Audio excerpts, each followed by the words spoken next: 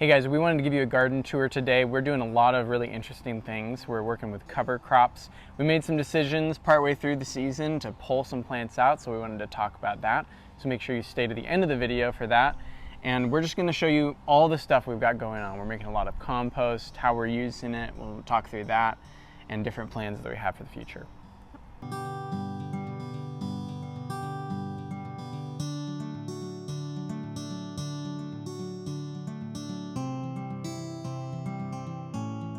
This is our front yard, so this is our zinnia sunflower bed. Basically, this bed is designed to just, as you're walking by, just to be really beautiful. This was grass, and we didn't want to till.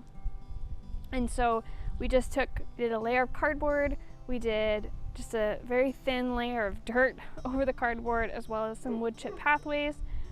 And then we did some mulch, some grass mulch as well, and we've done JMS, and we also did our mineral extract on this bed. We've done fertilizer, some of our JLF fertilizer on this bed. We've done several Jadam liquid amendments on these beds, and then eventually the goal would be that we make some compost and we cover them again with some compost. So far the experience in this bed has been interesting. So this side is doing really well, this side is not doing well, and this side is really plagued by a lot of pests, and this side is not as much. So yeah, like I've got some dahlias over there that are doing great, and I've got some dahlias over on that side and they're almost completely eaten. So there seems to be like pest load is different. You almost have microclimates in your yard of pests as well as like shade and all that kind of stuff. So that's been interesting, and yeah, everything's been going really slowly because it's been very cold here up until now. So basically we're now into our 100-degree weather, but before that it was, you know, anywhere from the 60s to 70s, which is really cold here for the summer. That's the front bed. I'll be thrilled if I get any flowers out of these beds at all. Next year is just gonna be super great because the soil will be ready. I think right now it's just very compact, and so the roots are having a really hard time getting down, and so they're not growing as big as fast because the roots are struggling to create systems. But next year, basically all these roots are going to be doing a ton of work for us this year and not producing much as far as above the soil, but a lot below the soil for us, and then next year it'll be a great place to plant. So this is our dahlia beds, which has been kind of a bummer for us. Mostly all the plants have been eaten by bugs. We think they're slugs. I've set out some traps with some apple cider vinegar to see if we can catch them. And if that doesn't work, we'll have to make some more drastic efforts, like doing some pepper spray. We're just gonna make a natural pesticide with hot peppers. So we'll try that, but hopefully these traps help. And then I just put compost on top of all these beds to try and help them, give them a nutrient boost, help the plants grow, and also protect them from the sun. So we've just did that, and then we've got cosmos, we've got a few dahlia seedlings have made it, we've got a lot of dahlias that are kind of limping along, and then this bed right here is your other annuals. So it's like gomphrena, strawflower, some zinnia, an annual rudbeckia, pincushion flower, stasis.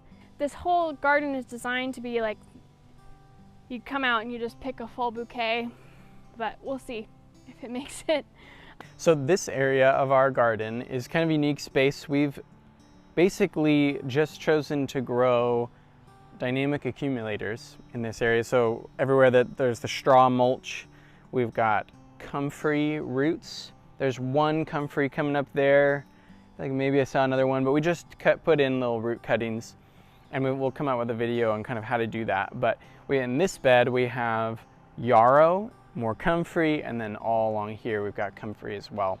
Really, there's just so little downside to planting lots of comfrey.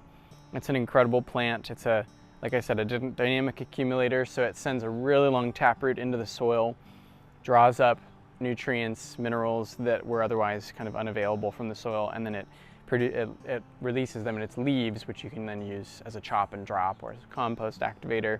Incredible plant. So that's what we're doing right here. Yarrow is a great pollinator attractor, and we've just kind of got this little pocket in our garden just as a hub for pollinators. This is the beginning of our veggie patch, and incidentally also the end of our veggie patch for this season, sadly, but we'll get into that later.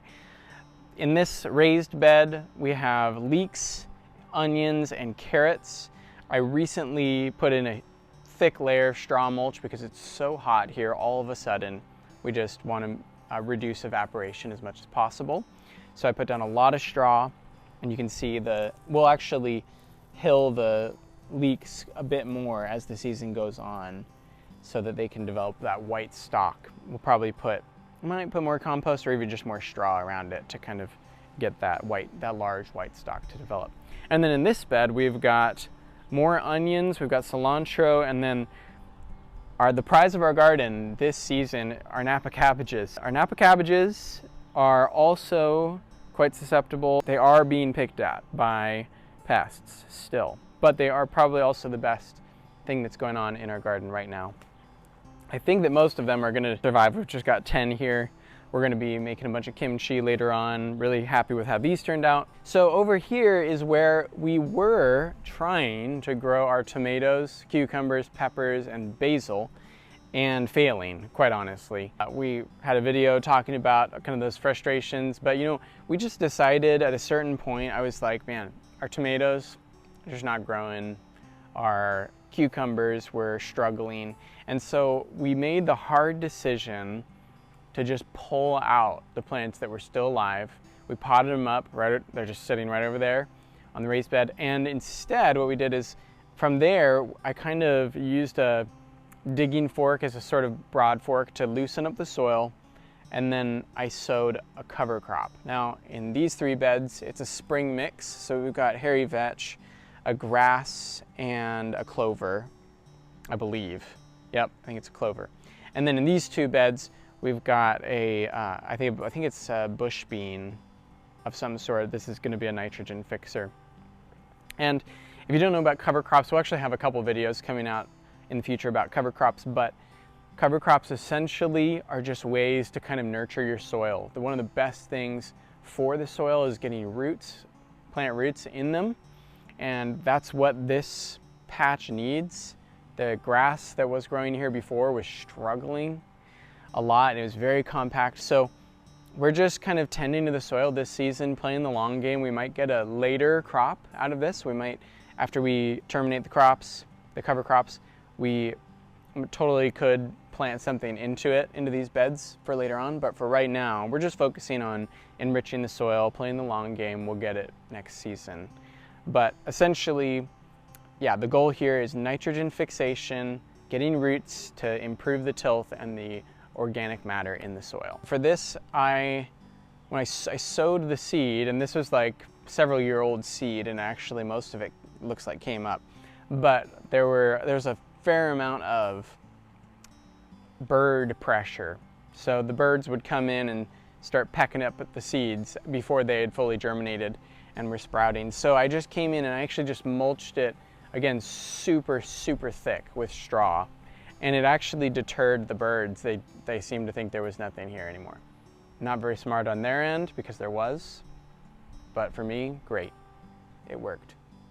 So that's what we got going on here. Our garage bed, our little sun patch back here where the sun hits a few good hours out of the day.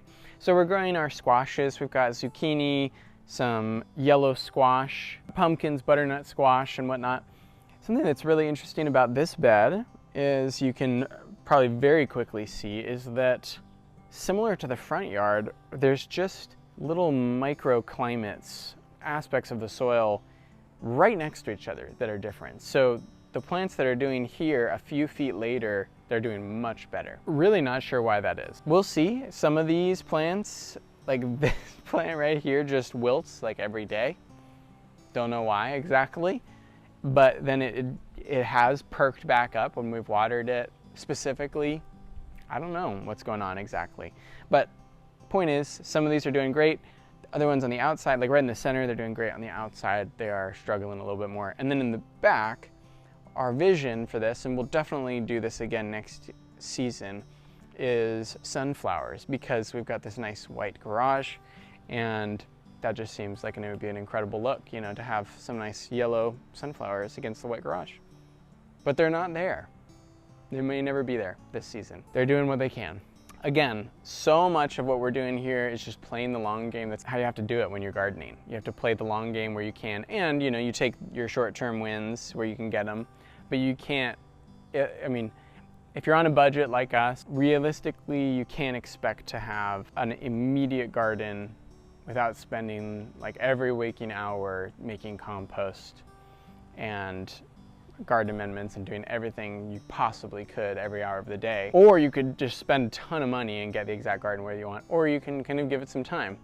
And we're recognizing, you know, it's actually most feasible to give it some time. So we're being really content with what we've got. We've got some beautiful plants. This is a beautiful space. We really enjoy getting to see everything grow that is working.